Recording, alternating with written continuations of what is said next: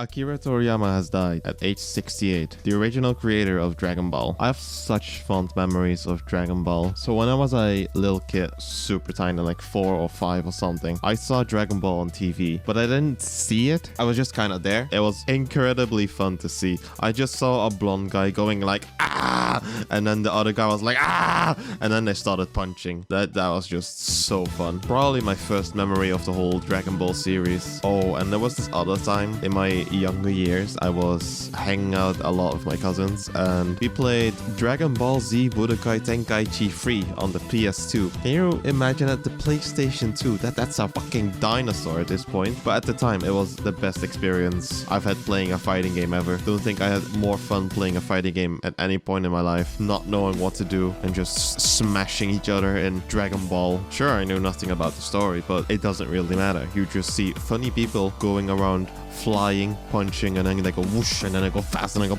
And so later, as I grew more into anime, I realized that series and shows that I grew up with, like Yu-Gi-Oh!, Shaman King, and Pokemon, and of course Dragon Ball, were all anime. They came from the same place, from Japan. I took the time to watch the entirety of the whole Dragon Ball series. The original Dragon Ball anime, Dragon Ball Z, and Dragon Ball GT. Compared to what Dragon Ball is now, the whole Goku goes Ultra Instinct, Super Saiyan God, Super Saiyan, people are turning into different colors like blue and yellow and pink. I just think that, you need to go somewhere with the power scaling, right? And I think that the old Dragon Ball has its own charms with, of course, superpowers, dumb anime logic, and writing things on just for the fun of it. And it just feels like it makes sense, but actually doesn't because it's fun. It was mostly about martial arts and training and going around doing whatever the fuck you need to do to progress the plot. And there wasn't a lot of complexity. The characters that showed up in the series were there, they were simple, they didn't have a huge backstory like they do now, and the original Dragon Ball series actually gives a lot of context to the existing cast of side characters that everyone's like, oh, Yamcha just died of a nothing blast from Vegeta, and now he's just there lying on the ground. Everyone knows that meme. He's just in the crater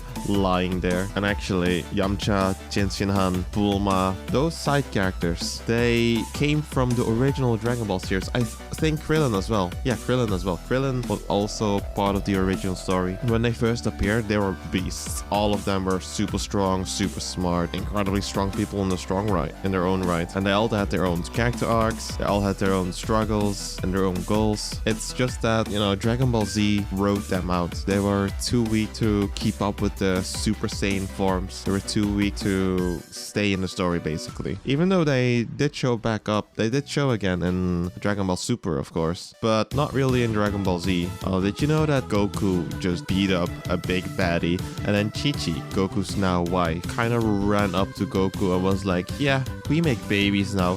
And then Goku was like, oh yeah, sure. And that's how they met. It's so weird, but it doesn't have to make sense at all. It's fine. Does anyone even ever think, oh, where did Goku's wife come from? No, I don't think anyone does. They just kind of are a thing. That's it. So Piccolo was also a weird one. So Piccolo is technically the son of the final antagonist of Dragon Ball, and you also have God. He's also looking like Piccolo. What happened was they kind of were one person, and then King Piccolo kind of just split up into two or something after he died, and then the results was God and Piccolo. I don't know, I thought that was weird. Most characters in Dragon Ball Z actually have an established backstory. That's what I wanted to say with it. And everyone keeps respecting Master Roshi, and everyone just kind of does. But he doesn't really do much in Dragon Ball Z. He's just kind of there, he's wise. What actually gets revealed in Dragon Ball, the original, is that he is implied to be immortal and one of the strongest humans in existence. That's why he's so old. We don't know how old he actually is. He was actually training Goku and Krillin when Goku was a teenager or a kid. I'm not sure which one, but he was tiny. And the training that I remember was they had to run up the mountain, run down the mountain, carrying these huge crates of milk. That's all they had to do. They just had to deliver milk so Roshi could get money to spend on his porn magazines. Goku and Krillin could train, and they kind of just lived with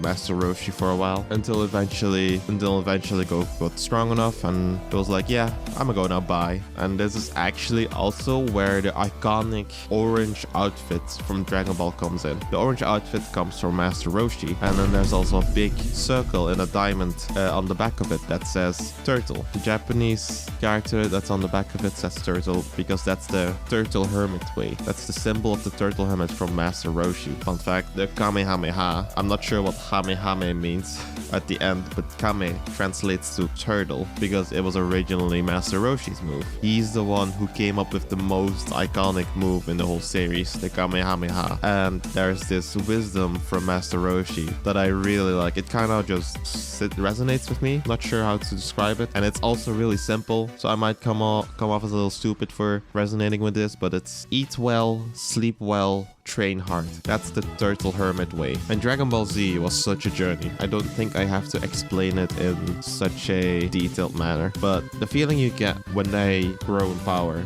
it feels so fucking good. And at the end of the fight with Cell, when Gohan and Goku did their father and son Kamehameha, oh, satisfying. Oh, the alternative future where everyone else died besides Trunks, that was so fucking sad. And then Gohan, who's suffering so hard, and then in the end he still just goes, bleh, I die, and I also have one arm, bleh.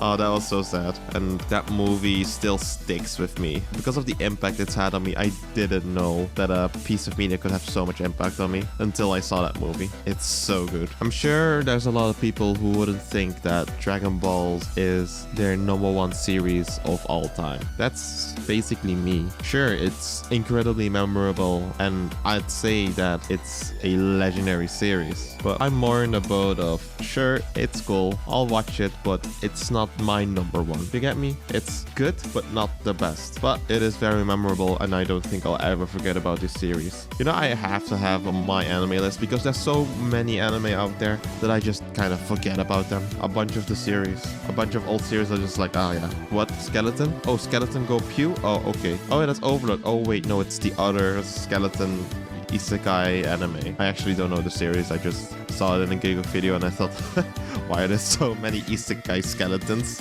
But yeah, in Japan, when I was in Tokyo, Dragon Ball was still everywhere. It was so weird to see because when I went, Dragon Ball Super wasn't out yet, I think, or maybe it was out for a couple years, I'm not sure. But Dragon Ball and basically Goku were everywhere. Well, especially in Akihabara, he was there a lot. And also in the trains. You could also see him in the advertisements at the top of the trains. But yeah, you could find him anywhere. In gachapon machines, in the arcade games, figurines, merchandise, TV commercials, and he's just Dragon Ball's everywhere. So if you've had good or bad memories about Dragon Ball, let me know in the comments. Akira Toriyama was a legend.